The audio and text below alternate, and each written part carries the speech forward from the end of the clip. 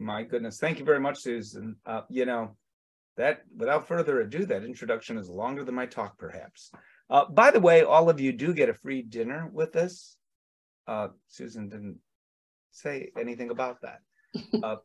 This is particularly, as Susan mentioned, this is really timely for a variety of reasons. This talk, I mean, it's because so many animals were adopted during the pandemic, and it seems we're seeing anecdotally, no data yet, a increasing amount of separation anxiety among them, which I'll talk about in a moment. In addition to that, at this time of year, we are more likely to see it because our schedules are all every which way sometimes. I'll talk about that too. So, which dogs, cats can have separation anxiety too, but this talk is specifically about dogs. So which dogs are more likely to have the issue happen, particularly now from all of these adopted dogs? And the answers we think are these three. Dogs that previously suffered separation anxiety at some point in their life. Maybe it's an adopted dog that your client has or not. Maybe it is a dog that they've had forever, but then they were home during the pandemic and now they're not as much. So those dogs may be predisposed greatly, even if the problem has been, you see the air quotes, fixed. Shelter and rescue dogs. Now, there are some who say that instantly, because they come from a shelter, that they are more likely to have separation anxiety. Again, I'll talk more about that later. But that's not true. What is true, though, is dogs that have been rehomed several times are more likely to have separation anxiety. But at least we think that's the case. Why dogs from shelters have it so often? Well, maybe a part of that is that they were relinquished to a shelter in the first place because they had separation anxiety. And also any type of change, just in general. I'm going to throw that out there because it's true. It's true for us. So some people, I'll use the pandemic as an example. When that hit, some people just kind of rolled with it. Okay, this is now my life. Other people had all sorts of anxiety issues as a result of that, and everything in between. So, well, some people respond well to change. Some dogs respond well, but some not so well. Which ones not so well? That's a difficult thing to predict. Age might have something to do with it. So older animals may have a more difficult time adjusting. We really don't know that. So is it separation anxiety in the first place? So many times your clients come to you and they say, my dog has separation. I get emails, all of that. My dog has separation. But do these dogs truly have I just said have. Is that an accent from the UK all of a sudden? I haven't been to the UK in 4 years. That's strange that came out. Do these dogs truly have separation anxiety? So it could be that the dog is just bored. Really. It could be the dog is under-exercised. So the dog is throwing around pillows and doing all these things that people may be clued into. Oh, my dog has separation anxiety. But the dog may be bored and or under-exercised. Is this a dog who is never taught to be home alone? So if we're talking about newly adopted dogs, you don't know, even if it's a 6-year-old dog, you don't know the history of that dog necessarily. The adopter doesn't. So that could be true. Maybe the dog is having accidents, but the dog truly wasn't reliably house trained by either your client or the previous owner of that dog. Maybe the dog is barking at the windows, which is an indication potentially of separation anxiety, but it's also an indication that the dog could be having a good time barking. It's self-reinforcing, right? It could be the combination of these things, that the dog is bored and therefore is more inclined to bark at the window, and more inclined our neighbors then to complain and your client to say, oh, my dog has separation anxiety, when it's not that at all. The great thing are videos. You can watch a video and see, is that dog anxious or is that dog having a party? And that is so easy to do now because we have these telephones or cameras, which I'll talk about more as well, which can so easily and inexpensively be set up. The last bullet point here, canine cognitive dysfunction syndrome. So dogs that have that can truly have separation anxiety. The solutions that I'm offering are greatly the same. Some may be less effective with a dog with canine cognitive dysfunction syndrome. I'll talk just a little about that. That, as I said, it is separation anxiety. It may be, but the result may be, or the reason for it might be, the explanation for it, that's the word I was looking for, might be due to canine cognitive dysfunction syndrome. And I'll talk just a little about that more. So, what is separation anxiety in the first place? We use that term, right? But what is it? Sometimes separation from a specific person. More often, it is actually, a better word would be isolation distress, really, because that's what it is. The dog says, I don't want to be isolated. Now, do these dogs actually think you're never, or the client is never coming back, as some suggest? I don't know. I mean, I'm not a dog, and I'm not those dogs, so I can't say for sure. Many times, this is actually a panic attack. And I'm pausing now because my heart breaks in even saying that. And this is why your clients' hearts are breaking as well. Imagining your beloved dog having a panic attack. And that's what it is. Signs of separation anxiety. I love this graphic. It doesn't include all of them, but it includes most of them. And it's very colorful.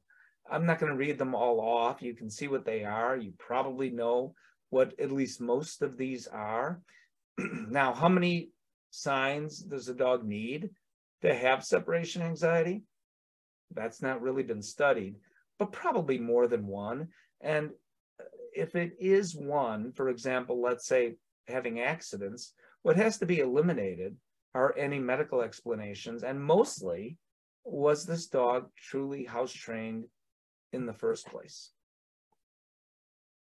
So here's an example. I'm going to go through this video quickly of what separation anxiety looks like.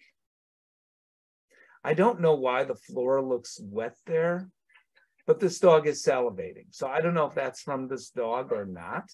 And you'll see more of the hypersalivation, which is one of the signs of separation anxiety. We're hearing the dog cry and whine. And the bark sounds different than a bark like hello, right? The tail wagging. So some pet parents would say, well, the tail is wagging. The dog is fine. No, obviously the dog is not fine. And you know, a tail wag doesn't necessarily mean happy to see you. Ah, you see it right there. That excessive salivation flying out of that dog's mouth. I'm going to go forward just a little bit here. The dog is destroying the crate. Is crate training a solution to separation anxiety? It is not. Some dogs can be helped. For some dogs, it's a part of the solution. For many dogs, and clearly this one, you're making matters worse, actually, by confining the dog. And I'm going to go on because I think you get the idea. And the dog, by the way, oh my gosh, that's not supposed to happen. The dog, by the way, eventually did break out of the crate. All right, this is where I was. Breed predisposition. I mean, so which dogs have it? Which dogs are more likely to have it? This is just the results of one study. Different studies say different things. So forget these breeds. One study, more than one study, let me rephrase that, is pretty clear that it's more likely to happen among the sensitive dogs, the sporting breeds. But I don't know. Is there a genetic predisposition? Maybe. Nobody knows. We do know this, that most of the dogs, more than half, are younger dogs where the separation anxiety first shows up. And almost all of them, almost 100%, show more than one type of anxiety. And that's important to understand. 20 to 40% now of all behavior problems and 14 to 40% of referral cases to veterinary behaviorists, separation anxiety. Now, this was done before the pandemic, this data. So you can't help but wonder if those numbers are actually higher now. Adoptions I talked about, are they overrepresented? They are. So adopted dogs are overrepresented, but why? Well, we believe that dogs that have been rehomed multiple times, what is the magic number? 2 times, 3 times, 4 times? We don't know. But we do know that dogs rehomed multiple times are more likely to have separation anxiety. Dogs from shelters are overrepresented, but we don't know why. Neutering and living in a home with a single human are risk factors. Neutering, because most dogs are neutered. Living in a home with a single person, that's interesting because these dogs do tend to be hyper attached and often to one person. So that little slice of statistic there isn't necessarily a surprise. And dogs with more than one anxiety issue are more likely to have others, as I said. For example, and this is from CC Animal Health, their data that they had before they were Zoomedica, but other studies confirm the numbers are slightly different. So other loud noises in this study, dogs that have separation anxiety, 40% also have anxiety to other loud noises. In another study, it might be 42% or 38%. But these numbers are all somewhat similar across the board, across the different studies. So with separation anxiety, there isn't just one solution. I wish there was. So what we do is we say, okay, here are the possible solutions. Let's take a look at the family dynamics, including other pets in the household, what the family looks like, young kids, no kids, et cetera, and the individual dog's personality, the degree of separation anxiety, and I never will say that again, because degree of separation anxiety may be a misnomer, and I'll talk about that. And I feel somewhat strongly about that I think it's misunderstood. And if it doesn't work, if we don't try something, the thing about this problem, so you have a dog that, I don't know, barks a lot at the window. Not separation, it does it when people are home. In a house, not an apartment or condo. The dog isn't necessarily, unless it's so bad that the human-animal bond fractures, at risk for relinquishment. Dogs with separation anxiety are at risk for relinquishment. Maybe that's why so many are in shelters who've had separation anxiety, because of a variety of reasons. If you've ever had a dog with separation anxiety, I don't have to tell you how difficult it can be. Now, today, the good news is we have more tools than we did even 5 years ago. And I'll obviously talk about those tools, but it's tough on the family. Clearly, it's tough on the dog, but what about the neighbors? A whole lot of people in America live in apartments or condominiums, and they may be under pressure to fix the problem tomorrow, or something is going to be done. It's tough. It's hard. So I have the cure for separation anxiety you won't see anywhere else, a guaranteed solution. Okay, well, maybe not for every household. I love that video though. So here are some myths. And before I talk about what to do, I want to talk about what pet parents should never do. Pet parents saying, I caused this. If you have that happen, that's the problem with virtual. I can't see your face, but probably some heads are nodding up and down, because clients will come in saying it's my fault. I kissed her a lot, or the dog sleeps in bed with me, and that's why the dog has separation anxiety. No, that's not why. We don't know exactly why. As I said, maybe some genetic predisposition that may or may not be related to breed. Maybe some things did happen in this animal's life that did help to have this problem occur. We don't really know. We really don't. But certainly it's not because the pet sleeps with me. It's not because I love my dog too much. I don't think people can love their dogs too much. Can they be overbonded and the human have separation anxiety? Maybe. I talked to my wife. All right, separation anxiety isn't treatable. Of course it is. I'll talk about how. Is it treatable overnight? Probably not. Medications are only a last resort. No, they should not be a last resort. The dog is being spiteful. No, Dogs are never spiteful about anything. Only rescue or adopted dogs get separation anxiety. I've talked about that. That's not true. The dog isn't well trained enough. There are people that say that. Well, this isn't a matter of training. This is an anxiety-based issue. So the dog can be absolutely brilliant, the smartest dog ever on the history of the planet, know everyone's name in your family, on your block, in your city. It has nothing to do with intelligence. The dog, you can't sue the dog with separation anxiety. It will reinforce the anxiety. That's not true. And dogs with separation anxiety must be crated. That can make matters worse, as I already mentioned, and as we saw. Here's what doesn't work. Getting another pet, people say, oh, I'll get another dog.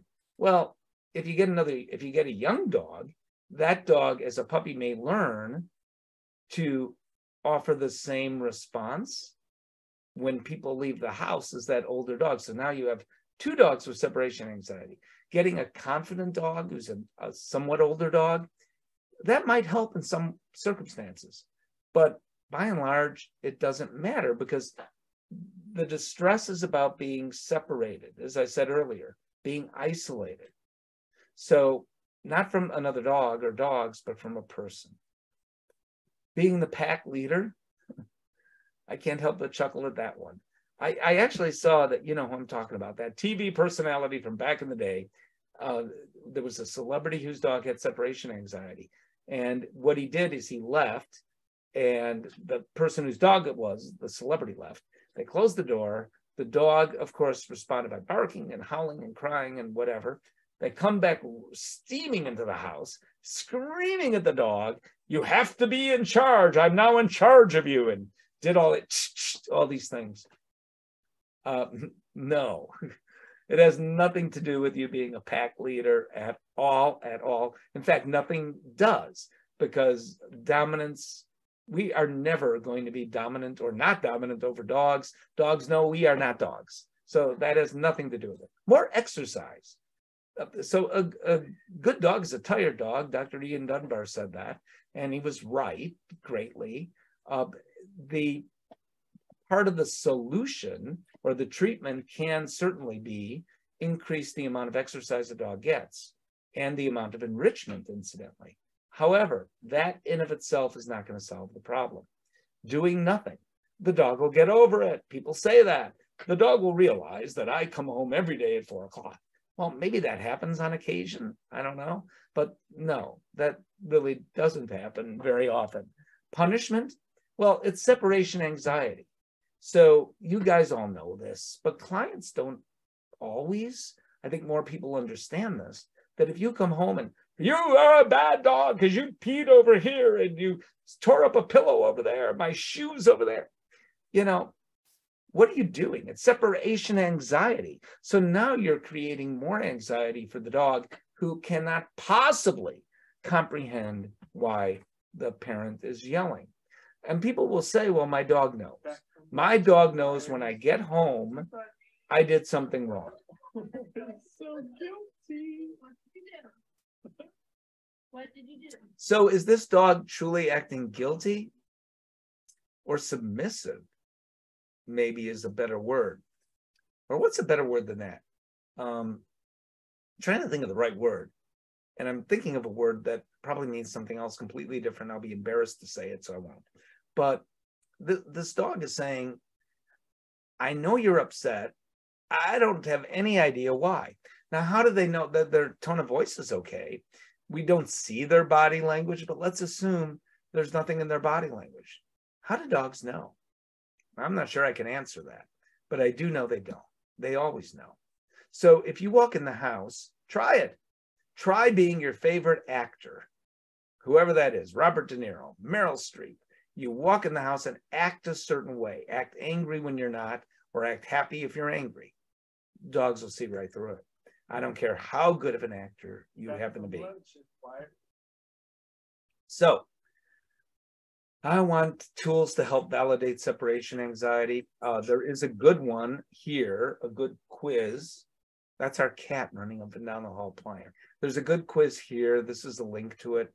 Video, video, video, video. So when I gave this kind of talk a couple of years ago, even, those cameras were more expensive, but now they're really inexpensive, I think, by most definitions. I mean, you can get one camera, I believe, for 35 or 45 bucks, and it can link to your phone with no problem whatsoever. A couple of cameras will cost you twice as much, of course, but still relatively inexpensive. If your client only gets one camera, the camera should be focused on the door the people left from, because that is most often where the dog is going to express that anxiety. Having, of course, depending on the size of the house or apartment or condo, 2 cameras would be better, or 3 cameras, but the cameras tell the story. And it's a story that you have to interpret by looking at the images. You're the ones who are experts that can tell, is this dog really anxious, or is this dog just having a good time because the dog maybe doesn't have another outlet, or just because it's fun for the dog to do, or whatever. And you can go down that road, but that's a completely different road than dealing with separation anxiety. The more wide angle the camera is, the better, because of course you can see more. Most dogs do whatever they're going to do within 20 minutes, but not all dogs. After 20 minutes after the departure of the humans. And of course, good lighting is helpful to do this in the first place, so you can see what you're looking at. So let's talk about solutions. You've heard of graduated departures. If you haven't, you're about to. So be proactive. By the way, tell your clients to be proactive. If they just adopted a dog Tuesday, they can do this stuff on Wednesday to see whether the dog is going to have a response. Leave food out for the dog if the dog's food motivated, or toys, safe toys, with treats stuffed inside them, and see if the dog goes after them, and see what those cameras show. Separation anxiety or separation distress actually tends to get worse over time. So the sooner that your client says, I think I might have reason for concern, and you look at that and say, I agree, there might be a reason for concern here, the sooner that can be done, the better.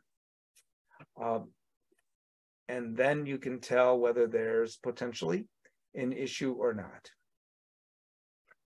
However, behavior modification is doomed to fail if the dog is panicked. So if the dog has full-blown separation anxiety, and I'll talk about what I mean. So there are some who say mild separation anxiety or more serious, and I sometimes kind of do that. I'm guilty, but it's not right. It really isn't. I'll talk about why in a moment. More to come on that. But I will tell you what this image is about. That guy hanging out the window.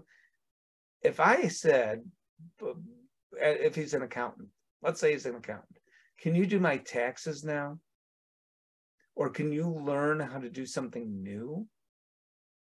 Dogs or people or any species cannot learn if they're panicked or terrified.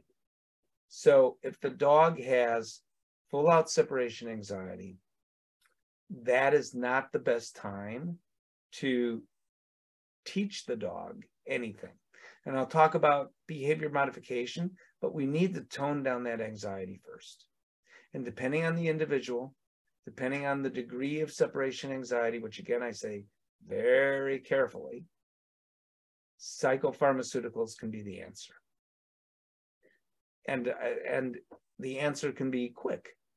I'm not going to talk here. I'm not qualified. I'm not a veterinarian. And that would be out of my wheelhouse as to which drugs to use when. But there's no question that they do work. And some people are in a rush because their landlord says, you need to fix this problem tomorrow. So psychopharmaceuticals. But there's another answer, and this is it. It's called the Calmer Canine. It's not a pharmaceutical.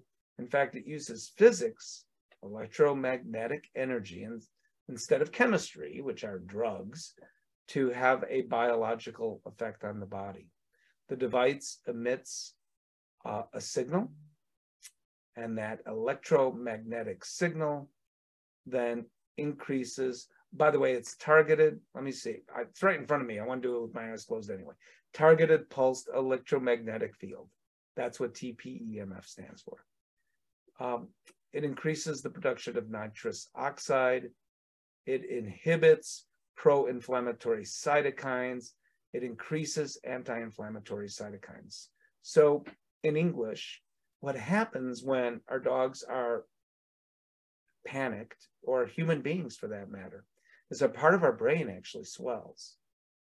And this lowers the swelling. It's not a non-steroidal anti-inflammatory drug, but it by any means, but it kind of has the same effect in that it reduces that swelling. It also increases the production of endorphins we want, like serotonin and dopamine.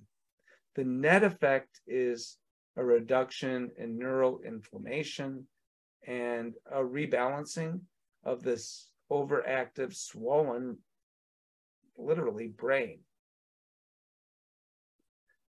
This is what the Calmer Canine looks like. Excuse me. It's used 2 15-minute sessions a day. It can be handheld, literally holding it over the dog, or a fancy vest may come with it. Treatment is done, obviously, when the owner is home. It's a 4 to 6 week course of treatment, sometimes longer, sometimes shorter, and sometimes subsequent treatments are needed. The effects of the Calmer Canine, I'm not going to show you all the studies, but the studies demonstrate a significant improvement in the reduction of the signs of canine separation anxiety. I'll show you some videos about what I'm talking about.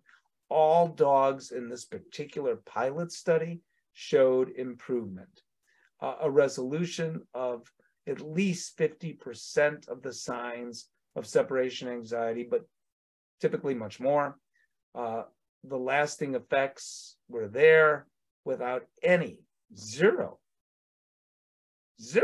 side effects. Here is more information on the study. If you want to learn more about it, you could look it up. This is actually a different study. As I say, there have been several studies done on this.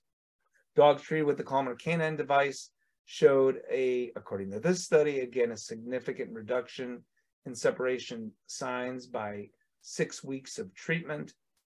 Safe, well tolerated, again, no problems with anything. 50% of owners documented improvement after 1 week of treatment.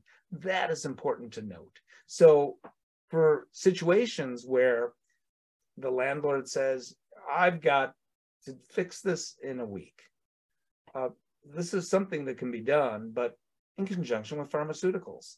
But the pharmaceuticals then the dog potentially can be weaned off of those. So let me show you what I'm talking about here.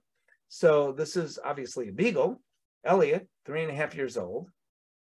One of the case studies. You see, doing what beagles sometimes do anyway, vocalizing. This is all before. Now these Kong toys and other toys in this room are filled with treats, and they happen to be treats Elliot likes. Elliot, a beagle, is paying zero attention to those. He knows there are treats in there. And you see what instead he is doing. He's demonstrating his anxiety. I'm going to fast forward just a little bit here because it's more of the same. So we could see what the results are. Hold on. Okay, so a month later, using only the Calmer Canine, no pharmaceuticals in this case, we see a very different dog, right? Not vocalizing, working on those treats, and pretty relaxed. So before and after, you can compare 1 month later and before, 1 month later and before. Beagles are going to howl a little bit. It's a beagle, for Christ's sakes. But the difference is statistically quite significant. Here's one more. I love Cooper, a 10-year-old male mixed breed dog. I'll tell you why I love Cooper in a moment. So here's before Cooper, hypervigilant, a sign of separation anxiety, barking a bit at the door, certainly looking at the door, looking out the window. And then a month later, and this is why I love Cooper. Cooper looks like a doll or a rag doll or something, right? Sitting like that. So 1 month later, okay, mom's gone. I'm interested, but not that interested. Oh, there's toys. The way a dog lays down, even, by the way, when people are gone, can demonstrate whether the dog is anxious or not. I'm smiling because this dog can't be more relaxed. So again, before and after, it is all very significant. Whether we're talking about watching and being hypervigilant, resting and grooming, more of that, less being hypervigilant. I mean, these statistics are quite significant. So, practical issues, first line in new cases instead of medications, because some clients don't want medications. They won't do it. So it could be lower doses of medications, but this can be that solution for clients that want something natural. The first choice in combination with behavior modification instead of meds. Multimodal therapy is never a bad thing. And I'll talk about more options in a moment. It can jumpstart improvement among stalled cases. And for older dogs who cannot take medications or may have other medical issues that prevent taking the anti-anxiety medications, this can be a solution as well. So, is this it? No, this is not it. Simultaneous behavior modification. So I mentioned before the graduated departures, and I want to talk about that. So, and other things that you can do or your clients can do with dogs with separation anxiety. Encouraging independence. So these dogs don't feel confident being alone.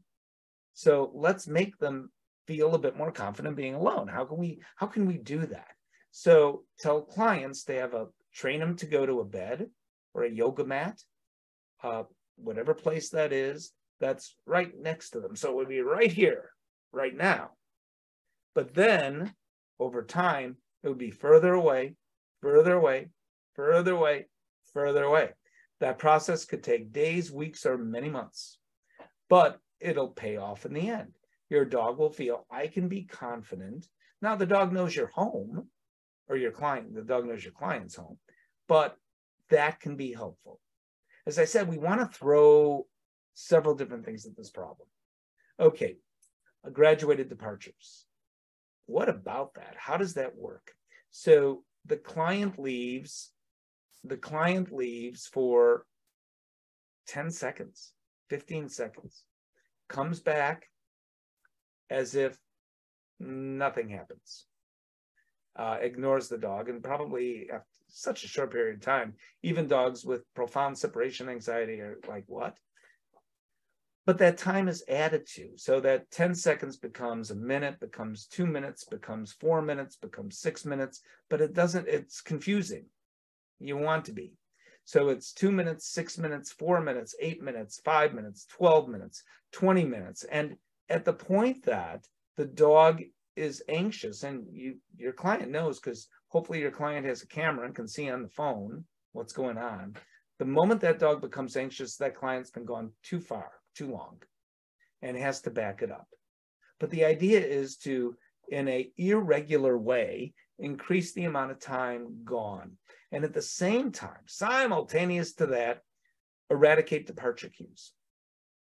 Dogs with separation anxiety seem to know you're going to leave the house, or your client's going to leave the house, hours before they even get ready. And at the point where they're getting ready to leave the house, the dog certainly knows and becomes anxious.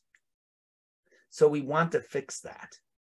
And that is part of the cues for graduated departures. So the client pretends, again, becomes Meryl Streep or Robert De Niro, that I am going somewhere, and goes nowhere. Goes nowhere. So the client gets everything ready, puts coat on, gloves on, if it's cold out like Chicago, hat on, whatever it is. They get ready to go, and they just then sit on the sofa for a minute, take everything off, and go about their business. The idea is we want to eradicate those departure cues. We want to not have the dog understand we're about to go, because then those dogs become so anxious, it gets revved up before the client even leaves. I mentioned exercise is not a cure, but it is a part of the treatment. We do want well-exercised dogs, and we want lots and lots and lots of enrichment in the home. That is really important. And we want to give these dogs a job as well. All dogs should have some sort of job, I think. I don't like underemployment in dogs. So these dogs in particular really need a job. So here's kind of everything put together that I just talked about in one slide. The problem is everything I just talked about is a lot. And we know that 5 or more instructions, compliance disaster occurs. So take 1 or 2 of these as far as behavior mod, and maybe the calmer canine, maybe a nutraceutical, or maybe a pharmaceutical. That's enough, because otherwise it is just too much. So what nutraceuticals, what pharmaceuticals? Well, I'm not going to talk about pharmaceuticals because that's not my wheelhouse, but I can talk about nutraceuticals. I could also talk about nutritional supplements. So you probably know about Calming Care. That's from Purina, ProPlan Veterinary, and it's a supplement that you just sprinkle on the dog. So here's the notion of it. Remember when you were 16 and took a driving test? How old are you, 18? I don't even remember. So however old you were, I think 16. And the butterflies in your stomach, right? Even that term, right? Is something we feel on our stomach. So our nerves go to our gut. Same is true for dogs. So it makes sense. Brain and gut talk to one another. So for dogs with sort of a low-level separation anxiety, this would be good to put on board. There's no downside. There are so many nutraceuticals out there. I can't talk about all of them. I'd be talking for hours just about that. There's only a couple that have science behind them. These are 2. So Zilking contains bovine-sourced hydrolyzed milk protein. It's like great grandma said, have a glass of warm milk at night. It will soothe your nerves. And she was right about that. Angstitane is L-theanine, an amino acid naturally found in green tea. And again, same as Zilking, lowers the anxiety level just a bit. No harm in doing several of these things. The only thing is people can only afford to do so much, right? So you have to be considerate of folks' pocketbooks. What do you throw at this problem? Well, those 2 things may work. They may not work as well as, say, a Thundershirt. It depends on the dog. And how do we know which dogs are going to respond? We really don't. The anxiety wrap, the Storm Defender, those are all things that dogs wear. Thunder Ease, simply a Thundershirt with Adaptil in it. And you know Adaptil is a dog-appeasing pheromone. What else might work? Well, maybe distraction. Or these dogs often have a concern or anxiety about outdoor noises, right? Loud noises. So having the hum sound of a ceiling fan for some dogs can be helpful. Maybe not that individual dog.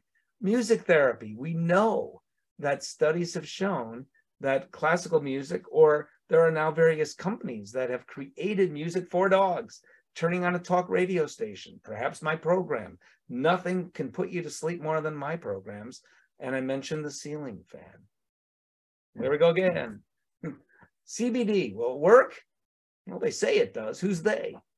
A lot of people. So anecdotally, CBD might work. Which CBD product, if you have a favorite, great. There are some that have veterinary science behind it. The only reason why I pause is I don't know that there's been a study specifically on this issue in dogs. So we do know CBD works for certain things, but we also know that not all CBD products are the same. So you can go to the corner convenience store. Your client can pick up a CBD product that may have trace elements of iodine in it, or metals actually. And this actually happened. I didn't mean to say iodine. I meant to say not strychnine. I can't think of the poison, but it's not good. And you don't want, obviously, you don't want our dogs to have any trace element of anything like that. These products, in all honesty, may come from China, and there's no overseeing what's in these products. So I say CBD, we need to do more research about. I don't doubt that likely it can work. I don't doubt it because anecdotally, so many people have talked about this. Having said that, again, not all CBD products are the same. Don't these dogs look like little angels? I think so. Here's where to find me. Oh, I ended 2 minutes early. Here's where to find me. I hope you do in social media.